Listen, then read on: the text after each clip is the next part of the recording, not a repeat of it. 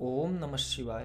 वैदिक सनातन में आपका स्वागत है। श्री शिव महापुराण में विद्वेश्वर संहिता के 9वें अध्याय का श्रवण करेंगे। इस अध्याय में महेश्वर का ब्रह्मा और विष्णु को अपने निष्कल और सकल स्वरूप का परिचय देते हुए लिंग पूजन के महत्व के बारे में जानेंगे। नंदिकेश्वर बोले, वे दोनों ब्रह्मा और विष्णु भगवान शंकर को प्रणाम करके दोनों हाथ जोड़कर उनके दाएं और बाएं भाग में चुपचाप खड़े हो गए। फिर उन्होंने वहां साक्षात प्रकट पूजनीय महादेव जी को कुटुंब सहित श्रेष्ठ आसन पर स्थापित करके पवित्र पुरुष वस्तुओं द्वारा उनका पूजन किया। दीर्घ काल तक अविकृत भाव से सुस्थित रहने वाली वस्तुओं को पुरुष वस्तु कहते और अल्प काल तक ही टिकने वाली वस्तुएं प्रकृत वस्तु कहलाती। इस तरह वस्तु के ये दो भेद जानने चाहिए। किन पुरुष वस्तुओं से उन्होंने भगवान शिव का पूजन किया, यह बताया जाता है कि हार, नुपुर, केयूर, किरीट, मणिमय, कुंडल, यज्ञोपवीत, उत्तरीय वस्त्र, पुष्पमाला, रेशमी वस्त्र, हार,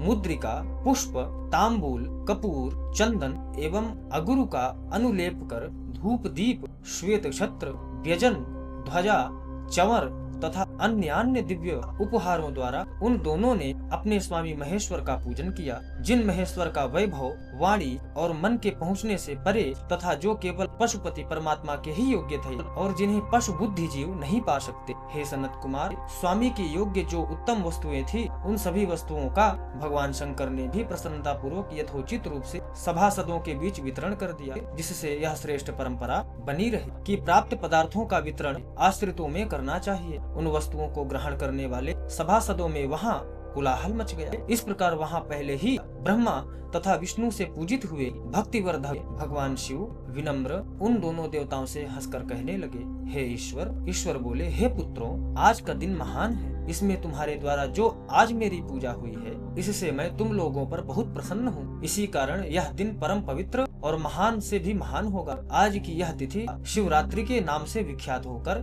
मेरे लिए परम प्रिय होगी। इस समय जो मेरे लिंग, निष्कल अंग, आकृति से रहित निराकार रूप के प्रतीक और वीर सकल साकार रूप के प्रतीक विग्रह की पूजा करेगा, वह पुरुष जगत की सृष्टि और पालन आदि कार्य भी कर सकेगा। जो शिवरात्रि को दिन रात निराहार एवं जितेंद्रिय रहकर अपनी आसक्ति के अनुसार निष्कपट भाव से मेरी यथोचित पूजा करेगा, उसको मिलने वाले फल का वर्णन 1 वर्ष तक निरंतर मेरी पूजा करने पर जो फल मिलता है, वह सारा फल केवल शिवरात्रि को मेरा पूजन करने से मनुष्य तत्काल प्राप्त कर लेता है। जैसे पूर्ण चंद्रमा का उदय समुद्र की वृद्धि का अवसर है, उसी प्रकार यह शिवरात्रि तिथि मेरे धर्म की वृद्धि का समय है। इस तिथि में मेरी स्थापना आदि का मंगलमय उत्सव होना चाहिए। हे वत्सो, पहले मैं जब ज्योतिर्मय स्तंभ रूप से प्रकट हुआ था, उस समय मार्गशीर्ष मास में आर्द्रा नक्षत्र था। अतः जो पुरुष मार्गशीर्ष मास में आर्द्रा नक्षत्र होने पर मुझ उमापति का दर्शन करता है अथवा मेरी मूर्ति या लिंग की ही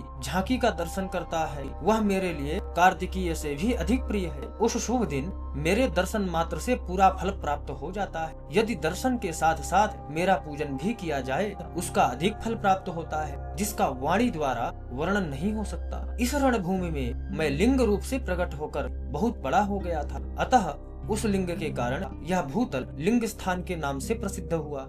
हे पुत्रों, जगत के लोग इसका दर्शन और पूजन कर सके, इसके लिए यह अनादि और अनंत ज्योति स्तंभ अत्यंत छोटा हो जाएगा। यह लिंग सब प्रकार से भोगों को सुलभ कराने वाला और भोग तथा मोक्ष का एकमात्र साधन होगा। इसका दर्शन, स्पर्श तथा ध्यान प्राणियों को जन्म और मृत्यु से छुटकारा दिलाने वाला होगा। अग्नि के पहाड़ जैसा जो यह शिवलिंग यहाँ प्रकट हुआ है, इसके कारण यह स्थान अरुणाचल नाम से प्रसिद्ध होगा। यहाँ अनेक प्रकार के बड़े बड़े तीर्थ प्रकट होंगे। इस स्थान में निवास करने या मरने से जीवों का मोक्ष हो जाएगा। यथोत्सव आदि के आयोजन से यहाँ सर्वत्र अनेक लोग कल्याणकारी रूप से निवास करेंगे। इस स्थान पर किया गया दान, हवन तथा जप सब कोटि गुना फल देने वाला होगा।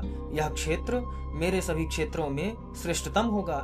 यहाँ मेरा स्मरण करने मात्र से प्राणियों की मुक्ति हो जाएगी। अतः यह परम रमणीय क्षेत्र अति महत्वपूर्ण है। यह सभी प्रकार के कल्याणों से पूर्ण, शुभ और सबको मुक्ति प्रदान करने वाला होगा। इस लिंग में मुझे लिंगेश्वर की अर्चना करके मनुष्य श्लोक के समीप सारूप्य, साष्टि और सायुज्य इन पांचों प्रकार की मुक्तियों का अधिकार प्राप्त कर लेगा। आप लोगों को भी शीघ्र ही सभी मनोवांछित फल प्राप्त होंगे। नंदिकेश्वर बोले, इस प्रकार विनम्र ब्रह्म तथा विष्णु पर अनुग्रह करके भगवान शंकर ने उनके जो सैन्य दल परस्पर युद्ध में मारे गए थे उन्हें अपने अमृत वर्षणी शक्ति से जीवित कर दिया। उन दोनों ब्रह्म और विष्णु की मूढ़ता और पारस्परिक वैर को मिटाने के लिए भगवान शंकर उन दोनों से कहने लगे, मेरे दो रूप हैं, सकल और निष्कल, दूसरे किसी के ऐसे रूप नहीं है, अतः मेरे अतिरिक्त अन्य सब अनीश्वर हैं। हे पुत्रों, पहले मैं स्तंभ रूप से प्रकट हुआ, फिर अपने साक्षात रूप से ब्रह्म भाव मेरे निष्कल रूप और महेश्वर भाव सकल रूप है। ये दोनों मेरे ही सिद्ध रूप हैं, मेरे अतिरिक्त किसी दूसरे के नहीं है।